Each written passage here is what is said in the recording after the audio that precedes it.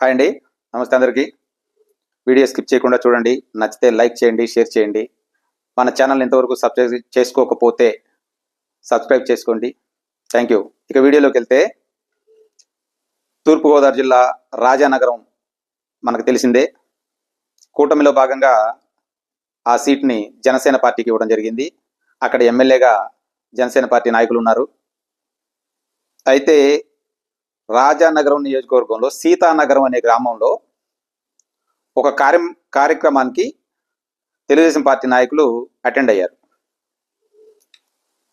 బొడ్డు వెంకటేశ్వర చౌదరి గారు, corporation chairman గారు, ex-MLA Pendurthi Venkateswararao గారు కొడుకు అభినవ్ గారు, వాళ్లతో పాటు వాళ్ళ అనుచరులు ఈ కార్యక్రమానికి అటెండ్ అవ్వడం జరిగింది. అయితే ఆ కార్యక్రమాన్ని అంతా కవర్ చేస్తూ ఈనాడు విలేకరు ఆ కార్యక్రమాన్ని మొత్తం కవర్ చేయడం జరిగింది.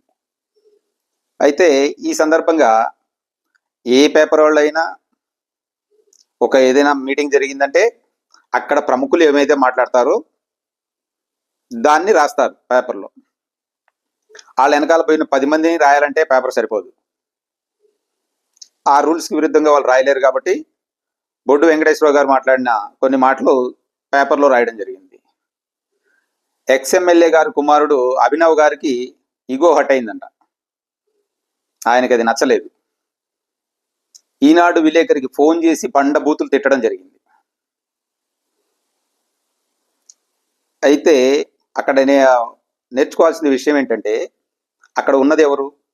ఈనాడు సార్ కుదరదు సార్, రూల్స్ ఒప్పుకోవు, అన్ని రాయకూడదు అని ఎంత చెప్పినా తాను ఇష్టానుసారం తిట్టడం జరిగింది. ఇదే ప్రాతిపదికన గతంలో కూటమి ప్రభుత్వం వచ్చిన తర్వాత ఇక్కడ శ్రీకాళహస్తి బొజ్జల గోపాలకృష్ణారెడ్డి గారి కుమారుడు బొజ్జల సుధీర్ రెడ్డి గారు అక్కడ ఎమ్మెల్యేగా ఉన్నారు. అక్కడ కూడా ఈనాడు విలేకరు ఇసుక దందా జరుగుతోందని చెప్పి పేపర్లో రాసినందుకు వాళ్ళ అనుచరులు తనను బెదిరించి పోయి మళ్ళీ సుధీర్ రెడ్డి గారికి చెప్తే ఆయన కూడా ఫోన్ చేసి అలాగే బెదిరించడం, నీ అంతు చూస్తానని బెదిరించడం జరిగింది. ఆ మధ్య పేపర్లో కూడా వచ్చింది అది. వీళ్ళు వాళ్ళ తండ్రి గారు చాలా సుదీర్ఘమైన రాజకీయం చేసిన వాళ్ళు బొజ్జల గోపాలకృష్ణారెడ్డి గారు. మరి ఇతనికి గెలవంగానే మరి ఇంత అహంకారం ఎక్కడి నుంచి వస్తుందో అర్థం కావట్లేదు. మన యువ నాయకులు ఇంకా నేర్చుకోవాల్సింది చాలా ఉంది. కానీ ఇంత అహంకారపూరితంగా ఈనాడు పేపర్ అంటే 2 తెలుగు రాష్ట్రాల్లో అత్యధిక సర్క్యులేషన్ ఉన్న పేపర్ అది. ఇప్పుడు మేము తోపులు తురుములు అని చెప్పుకునే ప్రతి జర్నలిస్టు ఆ స్కూల్ నుంచి వచ్చిన వాళ్లే. అలాంటి వాళ్ళకి విలువ ఇవ్వాలా లేదనేది కూడా చూడకుండా గత ప్రభుత్వంలో అంటే ఇక జగన్మోహన్ రెడ్డి గారు ఓపెన్ గానే తిట్టేవాళ్ళు. ఆ ఈనాడు, ఈ ఆంధ్రజ్యోతి, ఆ టీవీ5 బండబుద్ధులు తిట్టుకునేవాళ్ళు. దాన్ని తీసేస్తే ఇప్పుడు ప్రభుత్వం వచ్చిన తర్వాత అయినా మారాలి కదా. మీరైనా కనీసం విలువిచ్చే పని లేదా?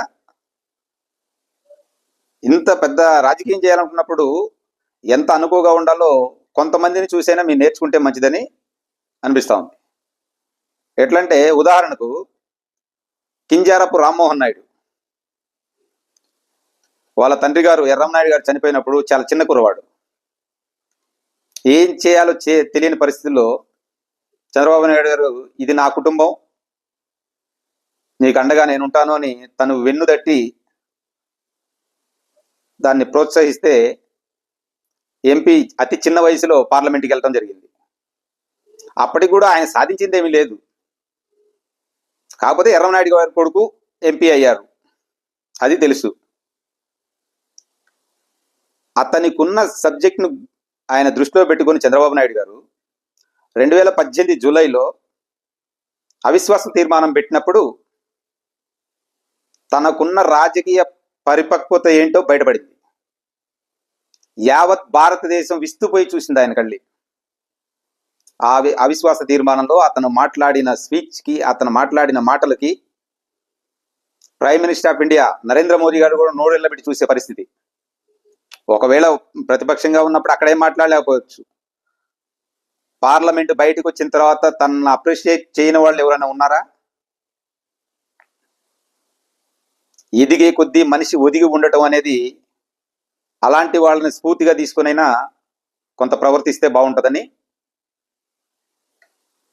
మేము అంతగా పెద్ద పెద్ద వాళ్ళకి చెప్పేంత ఇది కాదు, మాకు తెలిసిన విషయాన్ని తెలుసు. చంద్రబాబు నాయుడు గారైనా ఇలాంటి మీ దృష్టికి వస్తే మందలించాము అనైనా కనీసం పేపర్లో వచ్చేటట్టుగా చూడండి.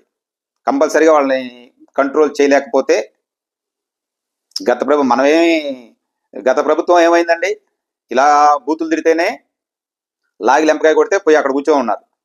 మనమేమి దైవాంశ సంభూతులం ఏం కాదు, మనము అలాంటి వాళ్ళమే. మన బిహేవియర్ని బట్టే ప్రజలు మనల్ని ఏం చేయాలో డిసైడ్ చేస్తారు. Thank you.